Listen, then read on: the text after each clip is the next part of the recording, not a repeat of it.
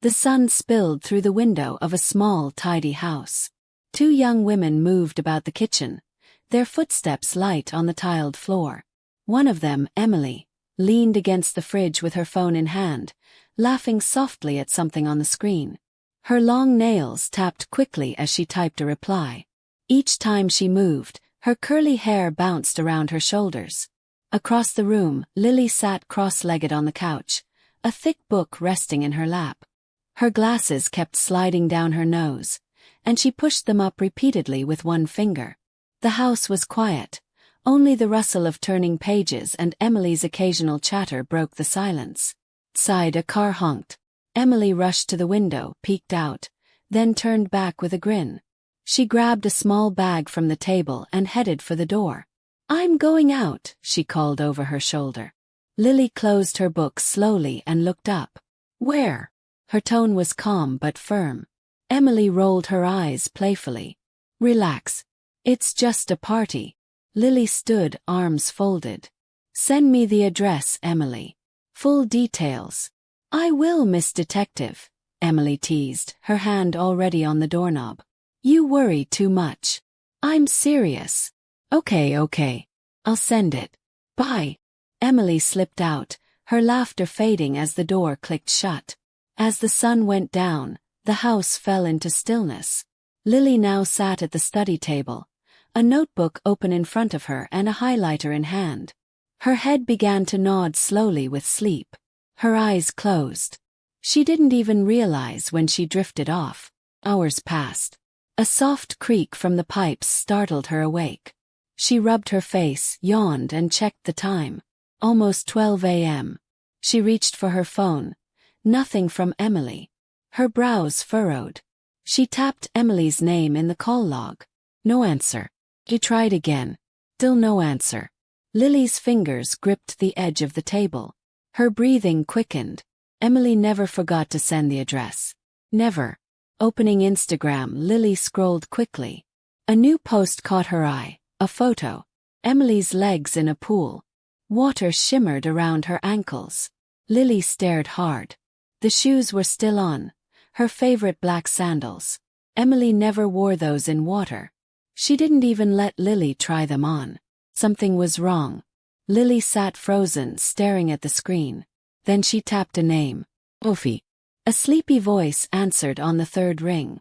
"Hello. Do you know where Emily is?" Lily asked quickly.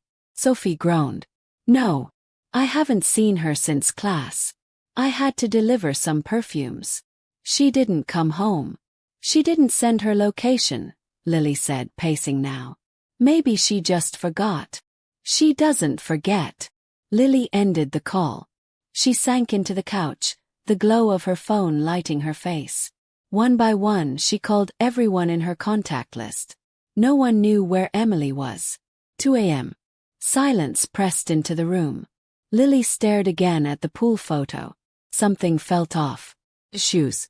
Pool. The strange location. Her thumb hovered, then tapped Richard's contact. "Hello." His voice cracked with sleep. "Emily didn't come home," Lily whispered. "She didn't text me. I've called her 100 times." Richard was already getting out of bed. "I'm coming." Lily waited by the door, her arms wrapped tightly around herself. Minutes dragged like hours. When Richard arrived, he stepped inside and saw Lily's tear-streaked face. She handed him the phone. He stared at the photo. "That's not any place I know," he said slowly. "Was she seeing anyone?" "She broke up with Mark. A month ago." Richard raised an eyebrow. "The calm guy." "She said he changed. Got too controlling. Didn't trust her." Richard nodded. "And after the breakup?" "He begged. Then disappeared." He ran a hand through his hair. "We need to talk to him." They left the house and drove through the quiet night. At Mark's place they knocked. Silence. Lily touched the doorknob. Moved. The door creaked open. Richard stepped inside first. "Emily," he called out. His voice echoed through the empty space. They waited. No sound came back.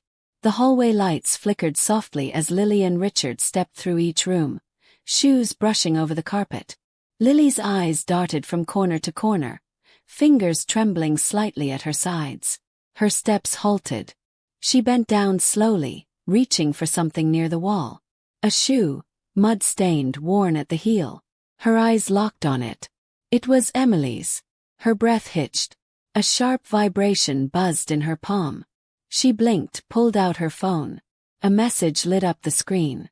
She didn't read it twice. She didn't have to. Her legs spun beneath her, carrying her toward Richard. Her fingers shoved the phone at him. He read. His face drained. The glow of the message flickered between them. "I've made my choice, I'm not coming home. Don't call or search for me.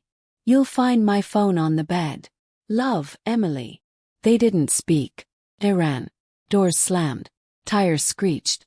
Their car jerked onto the road and raced back to the apartment. Lily pushed the door open.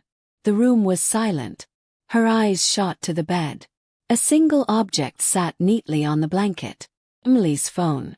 She collapsed onto the edge of the mattress, her hands covering her mouth.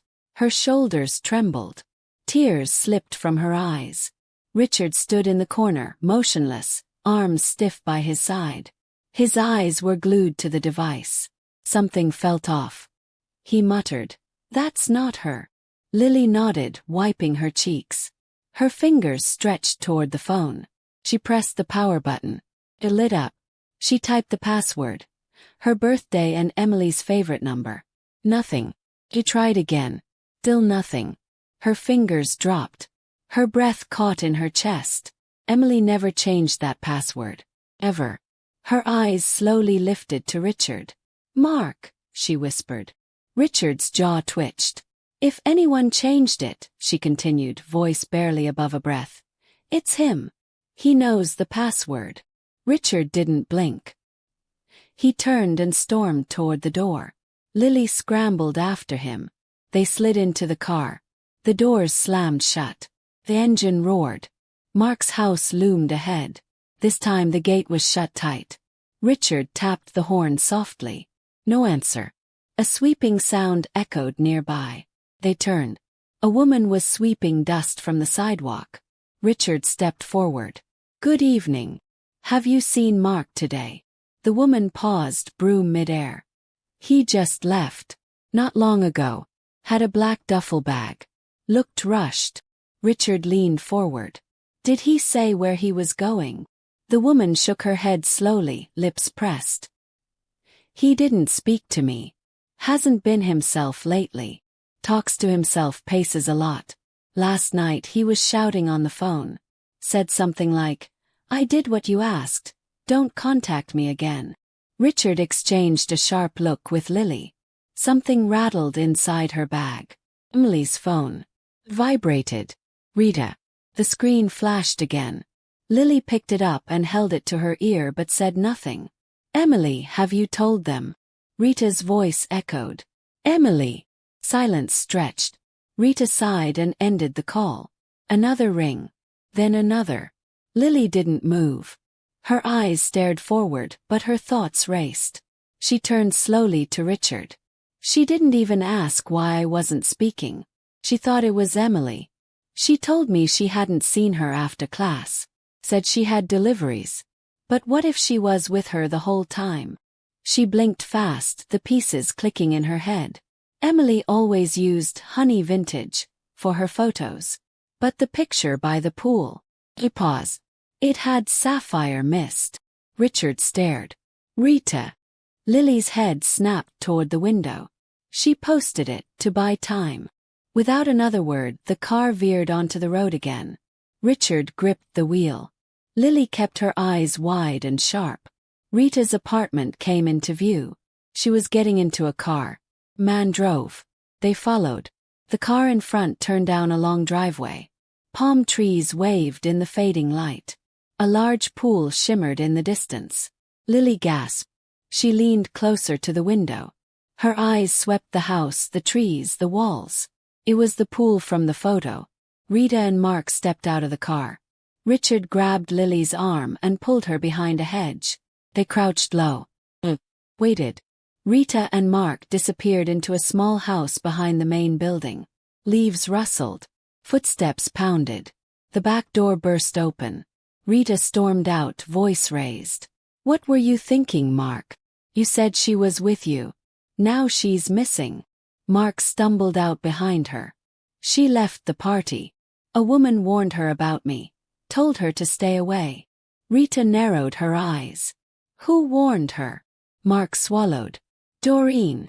Behind the hedge, Lily's knees buckled. Richard grabbed her elbow. "Doreen." The neighbor. The one who had smiled too long. The one who never missed a chance to speak to Mark. The one who told them he had left in a rush. Lily's breath caught. Something wasn't right. Doreen sat by her window, eyes fixed on Mark and Emily laughing across the street. Each day, she watched them from inside her small dim house, waiting for their love to fade. When Mark and Emily finally broke up, Doreen smiled to herself. She invited Mark over, cooked for him and stayed close. One night he stayed with her and Doreen thought, now he's mine. She brought him food, little gifts, hoping he would say he loved her. But Mark's eyes always found Emily again. At a party, Doreen's breath caught as Emily walked in, her face bright, carefree and laughing. Doreen followed quietly, heart pounding, as Emily and Mark met by the pool and kissed. Later, when Emily was alone, Doreen stepped forward. "Mark is my man," she said low and fierce, telling Emily about their night together. Emily sat by the pool, her legs dipping into the water, her shoes still on. Her face was hot with anger. She pulled out her phone, snapped a photo, and posted it on Instagram. Her hands shaking as the thought of Mark with Doreen burned in her mind. When Mark came home, Emily faced him, voice sharp. She left, warning him never to come near again. That was the last time anyone saw Emily. Lily's eyes darkened with worry. She whispered, "The neighbor." Without a word, Lily and Richard got into their car and drove to Mark's neighbor's house. They knocked. Silence. Richard knocked again, harder this time. Still no answer. Lily crept quietly around the back. From a window, a faint cry floated out. She followed the sound, heart pounding, until she found the door. She kicked it open. Inside, Emily lay on the cold floor, her wrists and ankles tied tight, a cloth gagging her mouth. Her swollen eyes met Lily's. A soft cry slipped out, barely a whisper, and I. Lily dropped to her knees, tears falling freely. "I'm here. I'm here now." Richard rushed in with scissors, slicing through the ropes. Emily collapsed, weak and trembling. "It was Mark," she whispered. "He drugged me. Said if he couldn't have me, no one would. He planned to sell my kidney.